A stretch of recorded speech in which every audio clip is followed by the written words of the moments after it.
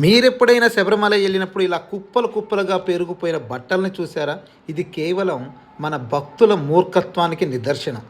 శబరిమల వెళ్ళినప్పుడు పంబా నదిలో మాల అయిపోగానే మాలతో పాటు బట్టలు కూడా తీసి నదిలో కలుపుతున్నారు. ఇది ఎవరు మొదలు పెట్టారో తెలియదు కానీ ఇలాంటి అనాగరికమైన ఆలోచన అక్కడ కుప్పలు కుప్పలుగా పేరుకుపోతున్నాయి బట్టలు. ఇప్పుడు మీరు చూస్తుంది కేవలం 10% మాత్రమే. ఇలాంటి కుప్పలు చాలా ఉన్నాయి. 41 రోజులు మాలను వేసుకుని ఎంతో పవిత్రంగా అయ్యప్ప స్వామి దర్శనానికి వెళ్ళే అయ్యప్ప స్వాములారా, మీ మాలలు బట్టలు పంబా నదిలో కలపడం మహాపాపం.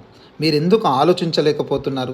మీరు వేసుకున్న బట్టల్ని పవిత్రంగా భావించే పంబా నదిలో కలపడం ఎంత పాపమో, ఇక్కడ మీరు కలిపిన వాటిని తీయడానికి ఎంత వాలంటరీ వ్యవస్థ కష్టపడుతుందో తెలుసా? మళ్ళీ పంబా నదిని పరిశుభ్రంగా ఉంచడానికి మీరు వేసిన మీ మెడలోని మాలలు పంబా నదిలో స్నానం చేయడానికి వెళ్ళిన తోటి స్వాముల పాదాలకి గుచ్చుకొని గాయాలవుతున్నాయి. అదెంత పాపం! తోటి అయ్యప్ప స్వాములని గాయపరచడం.